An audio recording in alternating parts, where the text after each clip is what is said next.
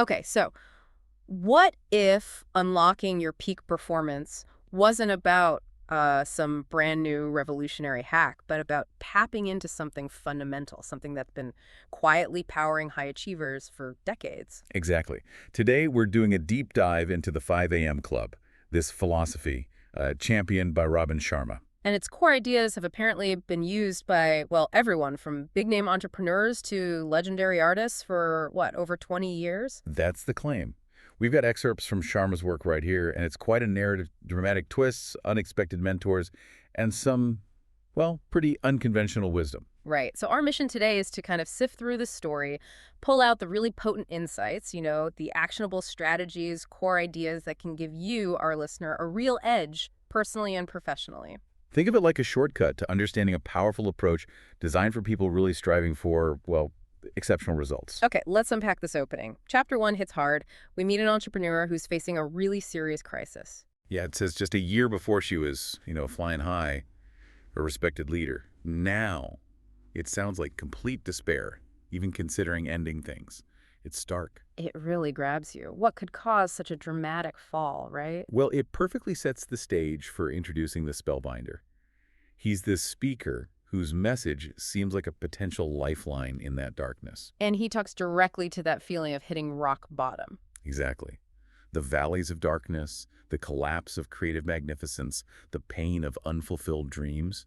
It resonates because, let's face it, even successful people face huge setbacks. And it's not just acknowledging the pain, is it? He offers this really powerful message of hope, too. Right. He argues that past troubles don't define your future, and that challenges are actually preparation for something bigger. There's that line. If you sense your life's a mess right now, this is simply because your fears are just a little stronger than your faith. That really makes you think about your internal state, doesn't it? It really does. But what's interesting is, right away, someone from the audience grounds it. Ah, the practical pushback. Yeah, basically saying ideas are worth nothing unless backed by application. Which is, crucial point. Inspiration needs action. So how does the spellbinder handle that? He basically doubles down on the difficulty of living a truly legendary life. He emphasizes that small, consistent actions are way more valuable than big plans that just, well, stay plans. It's not about wishful thinking. Makes sense. The path requires actual work. And then, bam, a really unsettling twist. The chapter ends with the spellbinder suddenly collapsing on stage. Wow. Talk about leaving you hanging. It mirrors the entrepreneur's own shaky situation, maybe. Possibly. Oh. Or it just shows that even inspirational figures face their own vulnerabilities. It definitely leaves you wondering. Okay, so moving into chapter 3. After that dramatic presentation, we get this completely unexpected encounter. Right. The entrepreneur and this new character, an artist she met, are approached by a homeless man. And the description paints a picture, right? Unkempt, tattered clothes, someone you might easily ignore. Definitely. And their initial reactions are telling. The entrepreneur is, understandably maybe, quite cold, dismissive, lost in her own problems. But the artist is more compassionate. Yeah, shows a bit more empathy, which kind of sets up a contrast between them. And then this homeless man says something pretty out there about a jet. He does. Mentions having a meeting, something of needing a jet and a runway. It sounds completely delusional, given his appearance. The entrepreneur must think he's crazy. Her skepticism is palpable, yeah. Huh. It's such a bizarre detail, that huge disconnect. But something shifts for her internally, right? Despite the weirdness. Exactly. That's the key thing here. Logically, it makes no sense. But the spellbinder's message about struggles being preparation, it must have landed somewhere deep down. So she starts thinking maybe her mess is preparation. She starts considering it. Yeah. And crucially, she makes this conscious decision to stick with the process, to not retreat. It's a real turning point, a shift from feeling like a victim to taking some agency back. That decision is huge. Okay, chapter 4. This same homeless guy starts dropping wisdom bombs on the artist. Yeah, it's fascinating. He's talking about the massive importance of your environment, surrounding yourself only with the absolute highest quality. In everything, like businesses, people. Everything. Businesses, products, services, your personal life. He says you can't have an A-level company with C-level performers. It's pretty direct. Raise your standards, basically. That's uncompromising. But it's a holistic view, isn't it? Not just about work. Totally. It's your whole ecosystem, who you talk to, what you consume, everything. It kind of foreshadows those Mindset, heart set, health set, soul set ideas, Yeah. later building excellence everywhere. And the artist connects with those spellbinder quotes, the Spartan warrior one. Yeah, one who sweats more in training bleeds less in war, and the one about early mornings, high victory is made while everyone else is sleeping. These ideas keep coming back, reinforcing discipline and that untapped pre-dawn potential. Meanwhile, the homeless guy is dancing. He is unexpectedly energetic, and he's passionate about education too, quoting things like, "Education is the kindling of a flame," and "Self-education is the only kind of education there is." So emphasizing continuous learning, taking charge of your own growth. Absolutely. And this leads the entrepreneur to a realization about herself. Ah, the technology addiction. That feels very relevant. Super relevant. She sees how draining the constant messages and notifications are, how overwhelmed and disconnected she feels. That digital tether we all struggle with. And the homeless man calls her out on it. Pretty directly.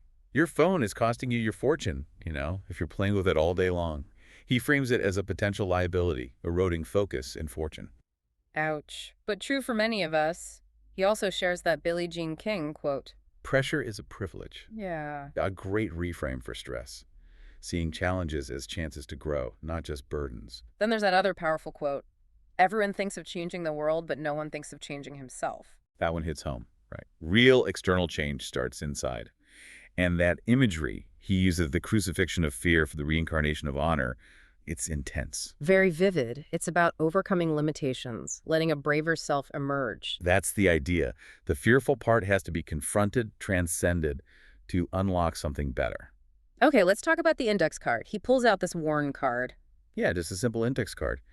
And it says, all change is hard at first, messy in the middle, and gorgeous at the end. Simple, but it really lands with the entrepreneur. It's huge because it gives her a framework. It normalizes the struggle.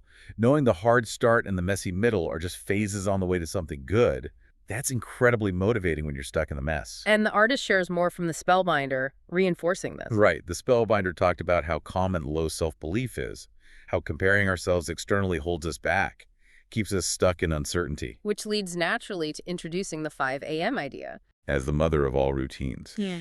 It's positioned as the key, the foundation for unlocking your brilliance, your genius. Not just waking up early, but creating this protected time for self-mastery that ripples out positively. And the reactions in the room, the sigh, the stillness, the tears, show it's hitting an emotional chord. Deeply. And then that George Bernard Shaw quote about finding joy in a mighty purpose elevates it all. It connects personal growth to making a real contribution. So it's not just about self-improvement for its own sake. No, it links that inner work to a bigger purpose, suggesting true fulfillment comes from dedicating yourself to something meaningful beyond just you. Then the homeless man changes tack again, shows off his physique. Yeah, suddenly very physical. Yeah. And he says flat out, nothing works for those who don't do the work. A blunt reminder, insights mean nothing without action. And the tattoo, that's Wow. memorable. Very. Victims love entertainment. Victors adore education. A stark choice presented right there. Education versus distraction. We then get more insight into the entrepreneur's backstory, her personal struggles. Yeah, she starts to wonder about fatherless daughter syndrome, how maybe a fear of abandonment has been driving her relentlessly, leading to burnout. It puts her drive for success in a different light, doesn't it? Maybe it wasn't entirely healthy. Exactly. It reveals the vulnerability beneath the ambition, maybe using money and status to fill an emotional void. She admits she felt not well at life, even when she looked successful. So the spellbinder's message about purpose over money really resonates. She wants real change. Desperately. And that vulnerability, that desire, sets up the next step. She and the artist decide they're all in. They actually approach the homeless man, ask him to teach them. They do.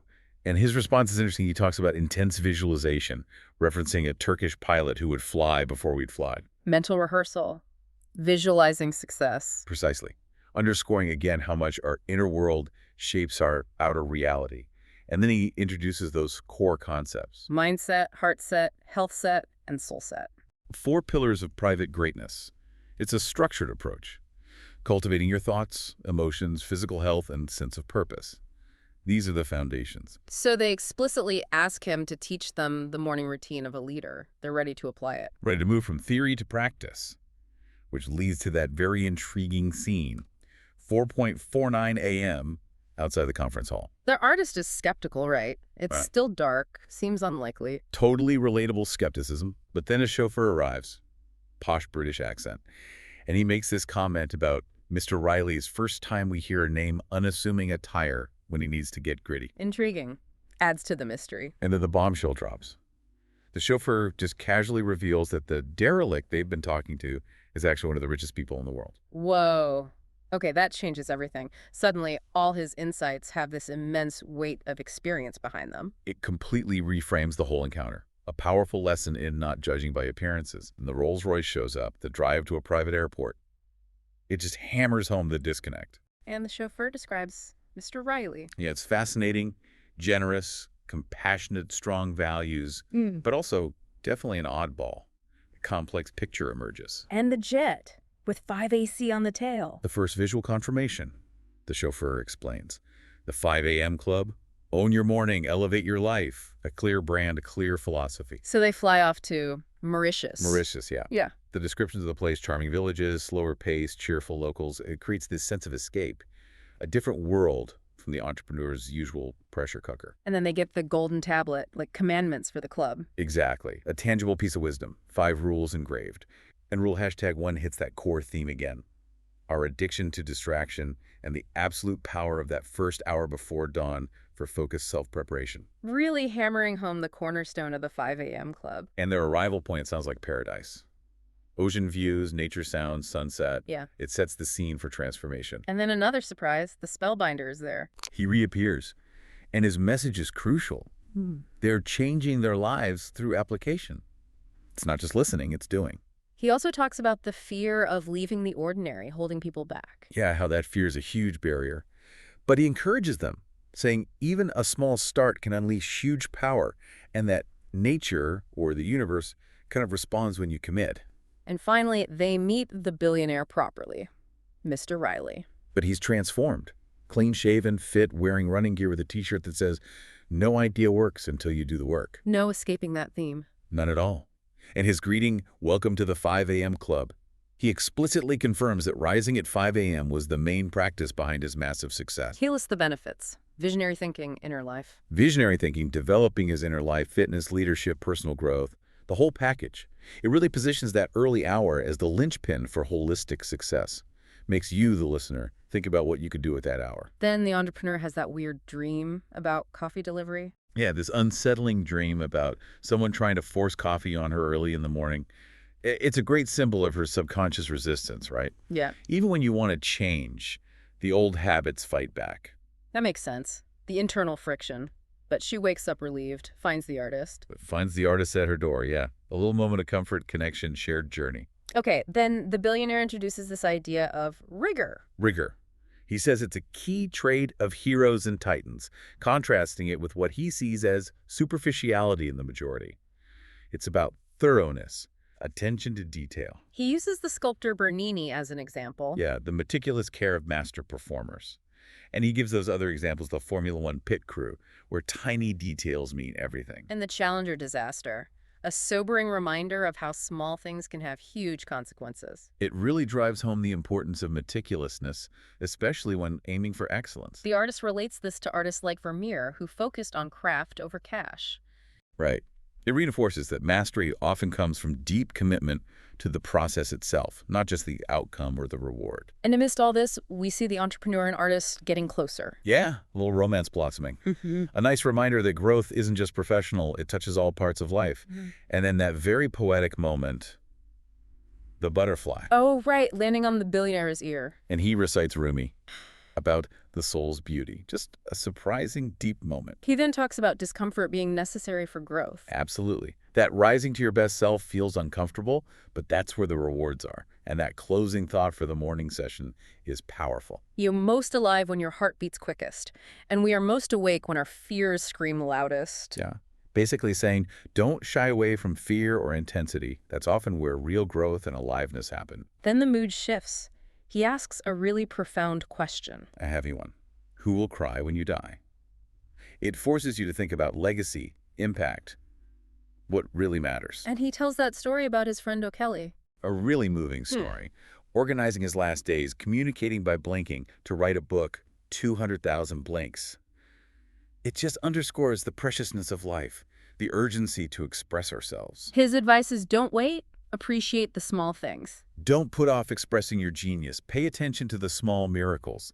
And that Warren Zevon quote. Enjoy every sandwich. Exactly. Savor the simple things. It ties back to gratitude, reclaiming potential, and Plato's know thyself, really understanding and using what you've got. He then talks about self-fulfilling prophecies again, how limiting beliefs stop people. Yeah, how if you don't believe you can be great, you won't even start the journey. Your behavior aligns with your self-identity. You'll never rise higher than your personal story. That's a powerful line. But he insists everyone has leadership capacity, regardless of title. Absolutely. Leadership isn't about position. It's an internal capacity we all have. He uses Schopenhauer, don't mistake the limits of your vision for the limits of the world. It's about expanding our view of what's possible for ourselves. And the entrepreneur has another realization about her values. Yeah, she realizes she doesn't even know her authentic values. She's been chasing the wrong things, stuck in noise and complexity. No time for friends, passions, just work. But now she's noticing sunrises. A sign of shifting perspective. Definitely. The billionaire agrees we often remember trivial things and forget what's vital. He also touches on abundance, saying money is natural and allows good deeds, referencing that idea of being spiritual beings having a human experience. And the self-fulfilling prophecy comes back again. Believing in yourself first. Yes. No one else will believe until you do, and you back it up with effort. Action is key. He quotes Picasso. Action is the foundational key to all success. He believes everyone can do astonishing things. Astonishing things. Using the root meaning to leave someone thunderstruck. By quieting the negative inner voices and stepping up to express our best selves. The entrepreneur then sees her own self-sabotage more clearly. Distractions. Meetings, notifications, social media. She sees how she undermines her own effectiveness. She admits her addiction to digital nonsense, online shopping as escape routes. He even mentions Steve Jobs limiting his own kids' tech use. A telling point. The conversation shifts to courage. The courage needed to grow, even when it's terrifying. But persisting through the fear is what builds legends. And the reward isn't just the outcome, but who you become. Exactly. The reward is becoming the person capable of overcoming those fears and expressing those gifts. Then we get into some neuroscience. Transient hypofrontality. Yeah, a fascinating bit. That early morning solitude can temporarily quiet the prefrontal cortex, the part that overthinks and worries. Which allows for more creativity, flow state. Right. Brain waves shift to alpha, maybe theta. Dopamine and serotonin get triggered. Conditions become ideal for achieving that flow state. Peak performance, deep engagement. Cool. And then they actually go swimming with dolphins. He delivers on the promise. A memorable experience. And even then, his thoughtful questions to his driver show his character, his depth. He keeps reinforcing that internal work comes first. Always. External empires start with internal ones. Quoting Gandhi, the real devils are in our own hearts. It circles back to those 4 internal empires. Mindset, heart set, health set, soul set. The focus for that 5 to 6 a.m. hour. The foundation of your primal power. And the entrepreneur is feeling the benefits already. More focus, less stress. Yeah, she's noticing tangible improvements, more focused, less stressed, more secure, more energetic just from rising at 5. They also discuss elevating the soul set contemplation, meditation, reflecting on purpose. She recites the 3-step success formula. Showing she's internalizing it. And the billionaire pleads with them to stay sincere, not get distracted by superficial stuff, quoting Tolstoy on simple happiness. Then the spellbinder's idea of micro wins, small, consistent steps. Crucial concept. That 1% daily improvement adds up massively, 30% in a month, 365% in a year. Focus on making today great, and the great life follows. The entrepreneur feels herself changing. Less machine, more human. Becoming more human, creative, feeling gratitude. It shows the holistic shift taking place. Then we get that nice romantic interlude, the entrepreneur and artist on the boat. A little picnic, growing affection. It balances the intense learning, followed by a joyful afternoon and that amazing beach dinner. But then, another twist, the helicopter. Sudden helicopter ride, seemingly unfriendly pilot, who turns out to be the billionaire again, apologizing for the rough liftoff, always keeping them on their toes. And their next destination. Agra, India, a whole new setting. The artist is bummed, though they still haven't got the 20-20-20 formula. Builds the anticipation. Arrival in India, 5 a.m. again, billionaire in a turban. Ready for the next lesson? Focus shifts to habits and grit being more important than genetics or gifts for peak performance. He quotes Einstein about opposition from mediocre minds. Brace yourself when you challenge norms. And the Taj Mahal provides the backdrop. An incredibly powerful backdrop. The artist is overwhelmed. The billionaire uses it to make a point. This masterpiece needed industry, artistry, and persistence. Mastery is a ceaseless process. This leads to Albert Gray's research, the common denominator of success. Yes. Forming the habit of doing things that failures don't like to do. Sounds simple, but it's profound. It's about discipline over preference. The sheer scale of the Taj Mahal's construction underscores this. 22 years, 20,000 workers, overcoming obstacles with focus and commitment. A massive testament to sustained effort. He gives the entrepreneur a letter with Nietzsche's wisdom. About acquiring greatness by working diligently on the small parts first. Again, incremental progress, attention to detail. He really believes everyone has world-class self-control potential. He does. He talks about his own past training, pushing boundaries. Willpower is a muscle, he says. You strengthen it by intentionally stressing it, like Navy SEAL training. He connects it back to George Bernard Shaw again, too. And then the model for installing habits, the 3 stages. Based on that index card wisdom. Hard at first, messy in the middle, gorgeous at the end. Stage 1, destruction, breaking old patterns. Right. Getting past the initial resistance, reaching escape velocity. Takes about 22 days, roughly. The key is persistence, remembering the hardest things are often the most valuable. Stage 2, the messy middle, installation. This is where the brain is rewiring. New neural pathways forming. It can feel chaotic, exhausting, scary, the dark night of the soul. Things might feel like they're falling apart, but that's actually when growth is happening. Stage 3, integration. It becomes automatic. Exactly. The new habit locks in. It gets easier, feels natural, and starts delivering significant rewards. Understanding these stages helps you navigate the difficult middle part. He stresses education again and paying it forward. Vital. Information is key to understanding and applying these models, and he urges them to share the spellbinder's work, help others find their own power. The entrepreneur realizes the value of happiness itself, peace of mind. A huge shift. Recognizing that inner peace is priceless, feeling gratitude for basic things, wanting mastery in service of others. He advises bringing others into the club for support. Yeah, community helps. Plus, the idea that teaching deepens your own understanding. Powerful incentive to share. Then they're off to Rome. Why Rome? He loves Rome for fueling awe and joy. Contrasts it with Zurich, which is for work. His 5 a.m. bike rides there give him a feeling of prosperity. And he shares a personal story about Rome, meeting his wife. A sweet story. Met the love of his life in a bookstore there, looking for Jonathan Livingston Seagull. Adds a personal touch. And finally, the 20-20-20 formula is coming. In Rome, yes. Yes. The next lesson. Promises to calibrate their morning routine for genius and joy. Benefits like more self-control, less stress. His farewell feels a bit sad, though. There's a hint of sadness, yeah. They get these beautiful Italian leather journals. And then he does that weird thing, licking his own journal. What was that about? He teases an explanation for South Africa. Keeps the mystery going. But the journals lead into the importance of journaling itself. Yes, for the reflection part of the 20-20-20 formula. Processing emotions is crucial. Stuck toxic emotions block our gifts, he says. You have to feel them to access your power. And meditation is encouraged for the second part. Strongly. 5.20 to 5:40 a.m. for concentration, confidence, calm. He mentions the science. Lower cortisol, less stress, but also connecting with your higher nature, your best self. Ties into self-mastery, like Leonardo da Vinci said. And Seneca's advice. Acquire something daily to fortify yourself against misfortune. Constant proactive growth. Okay, next activity, visiting the dead. Sounds ominous. Leads to a scooter ride through Rome, that arrival at the catacombs, definitely an unsettling vibe. And then this mysterious hooded figure appears. Spooky, but is his assistant with a drone. Totally unexpected tech moment. The drone delivers this glass sheet with a super detailed daily plan, incorporating the 20-20-20 formula and even a pre-sleep routine. Ancient setting, modern methods. We get a touching moment between the artist and entrepreneur. He expresses his love, referencing Winnie the Pooh. Very sweet. Contrasted by the billionaire reflecting on his late wife, cherishing the simple, ordinary moments.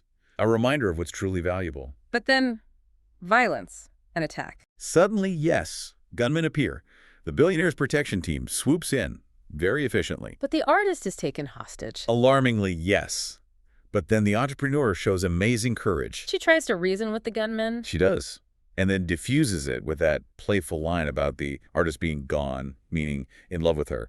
Quick thinking under pressure. Wow. Okay, after all that drama, the final lesson, 10 tactics of lifelong genius. Right. Strategies to boost momentum, complementing the morning routine. Tactic #1. The tight bubble of total focus, TBTF. Key insight. Addiction to distraction kills creativity and costs us dearly. TBTF means building a metaphorical moat around your assets of genius, focus, energy, willpower, talent, time, How you implement it. long stretches free from trivial stuff, negative influences, creating a personal Menlo Park for deep work, and applying it personally, being selective about who and what gets into your bubble. Tactic #2. The 9901 rule. Simple, but powerful. For the next 90 days, spend the first 90 minutes of your workday only on the single activity that will most move the needle in your field. Total focus, no interruptions, devices off. Tactic #3. The 60-10 method. Based on how elite performers work. Bursts of deep focus, 60 minutes, followed by deliberate rest and recovery, 10 minutes. Work like a sprinter, not a marathon runner, to maintain intensity. Tactic #4. The daily 5 concept. Counteract negativity bias by consciously achieving 5 small wins, micro-achievements, every single day. Consistency builds momentum. Then there's the legendary performance equation. Pressure refueling, growth plus endurance, revisits those 5 assets of genius, focus, energy, etc., being peak in the morning. Pressure isn't bad, it drives growth, but only if balanced with refueling. Billie Jean King again. Pressure is a privilege, but you need recovery to sustain it. The billionaire talks about finding magic in everyday life. Yes, his love for nature, the idea that life is borrowed time. Heaven on earth isn't a place, it's a state you create internally by reclaiming your power and practicing gratitude for small things. And the billionaire's maxims. He draws in the soil. Yeah, summarizes key principles. One is the mirror, owning your inner magic, the importance of silence and solitude for self-awareness, quoting Pascal. Another crucial one, avoid bad people.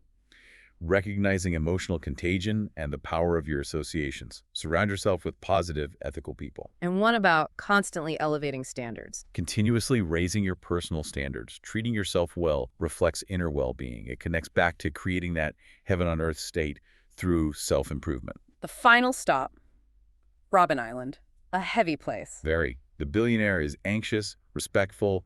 The guide, being a former political prisoner, makes it incredibly real. The spellbinder observes that suffering often precedes greatness. Yeah, that the best often faced extreme hardship and chose to use it for growth. This leads to the final model, the heroic human circle. What's the core message there? Living for a cause larger than yourself. Legacy. Leaving the world brighter than you found it. A powerful call to purpose. So wrapping up this deep dive, the core principles really seem to center on that intentional early morning hour, right? Not just for productivity, but for cultivating mindset, heart set, health set, soul set. Absolutely. And we saw the need for consistent small steps, those micro wins, the huge importance of focus, shutting out distractions, and that ongoing journey of self-awareness and growth. And remembering that change process, hard at first, messy in the middle. But gorgeous at the end. It's a reassuring framework for anyone undertaking significant personal change. So for you listening, what resonates most? Is there one thing, maybe two, you could try implementing right away? Setting the alarm a bit earlier, protecting that first hour for focused work. And maybe think about that bigger question. What's your cause larger than yourself? What impact do you want to make? Has this sparked any ideas about your own potential heroic transformation? If this dive into the 5 a.m. club got you thinking, maybe check out Robin Sharma's other work. There's clearly a lot there for anyone looking to, as the book says, elevate their life.